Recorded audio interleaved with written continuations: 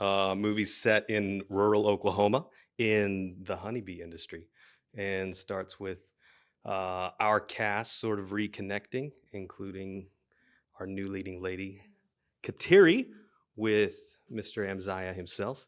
And we sort of have freewheeling chaos from that point forward. Matthew's a beekeeper, Kateri's his foster daughter.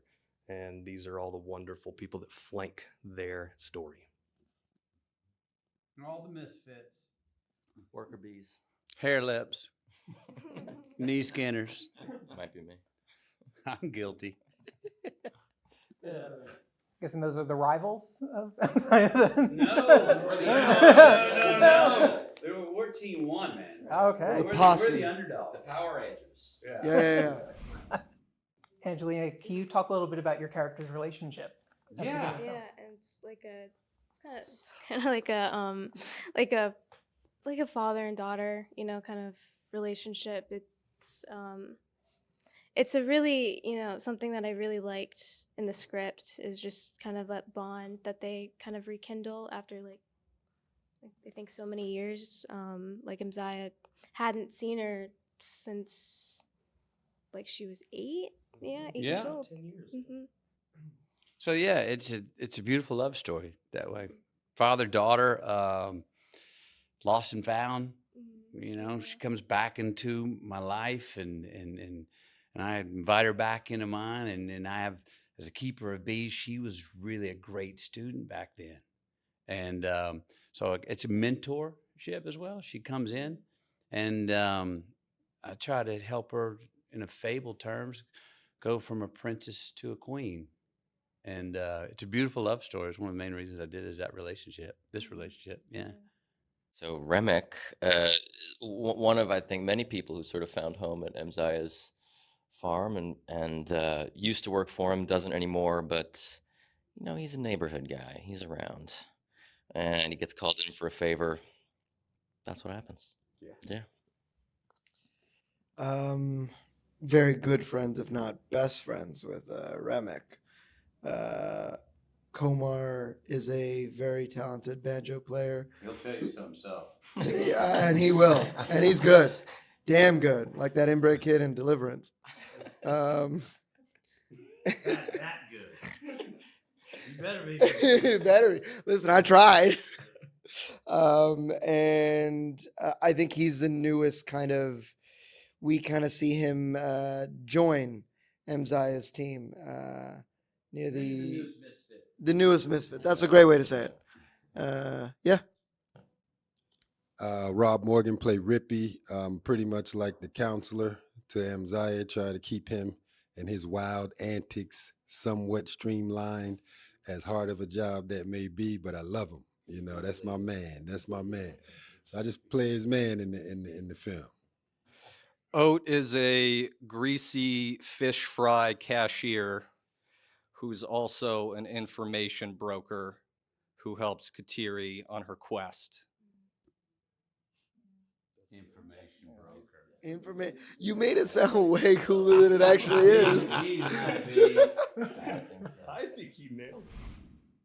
I was just looking for a way, I think, to put a certain way of life on camera, okay?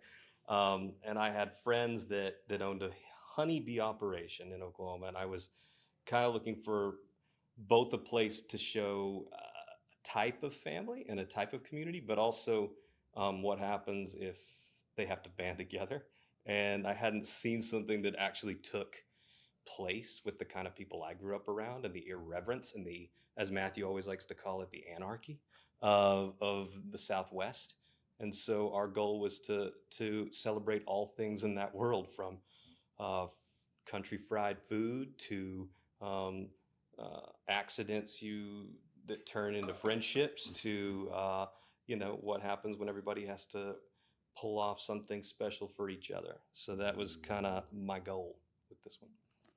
For me, and Andrew spoke about it, the sense of place and space that I knew of, but I know most people don't know of, and you don't see on the screen that often. Language, the poetry of the language, the music. It's it's a bit of a musical. It is more of a musical than I thought. you know, and reading it. And then for me, the guy for the character for Amziah King, I mean, he's a legend of a dude, 100%. And he gives, he's a giver of belonging, is what he is. And all those misfits we're talking about, Amziah is just a guy who gives them a home, and then is reunited with one of his foster kids from the past, and then helping the shepherding her, like I said, from princess to a queen. I thought it was just a beautiful fable in the middle of all this wild anarchy, without sentiment, in a place where I think a lot of people in the world and even in the United States will see this and go, I did not know places like that still existed, but they do. And most of the rest of on the outskirts, outside of these small towns and these groups of people, the law and order is basically saying, y'all just do what you do down there, and we'll, you know, it's not harming anybody else. Y'all just, you got your own means and graces and manners, and y'all do it how you do it. And I've been to those places, and I know a lot of those people, and they will, as wild as they are, they're people that will give you the shirt off their back, and it's a fiercely loyal culture. Like I said, got to play not a banjo, mandolin. That was fun. There's a lot that made me go into this film and everything. This is like my first movie, but it's just like Kateri and her kind of just her whole story in this film is just so beautiful, because you know she comes from like a very, you know, hard background and everything, and then, you know, she rejoins with Amziah, and you know, finds this beautiful kind of like oasis, and also just like the writing, and just Andrew, like I did a Zoom with him, and I like immediately just loved how he, you know, talked about Kateri, because that's like how I felt about her, how like, you know, just she's just such a you know, she's like a very powerful presence in this film. And yeah. Can I add one thing about not Kateri but Angelina? It's I've worked with non-actors before. Y'all worked with non-actors before, right? Everyone has. And if they're good non-actors, they do something that us actors can forget to do after we learn how to act. And that's just listen and behave honestly, because you don't know better, or you hadn't learned how to do it. And that was one of the real joys of working with you, because you just had like, you didn't know how to act, and that was what was great about it. You knew how to listen and give you an honest answer. And therefore, when you do that, you really can't screw up a take. Well, that's because you do. All this listening, she must have gotten sick of it.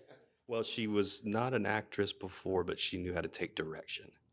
And that was the most important thing. And that same thing has happened with me a few times with people I auditioned and took in to a film. And this young lady absolutely knew how to change the nuance of what was going on in each moment. She knew how to find the core of the scene. She knew how to find the emotional honesty.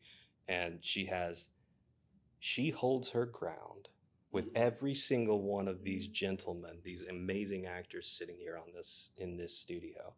And I hope people give her a chance and come watch her for that alone. Amen.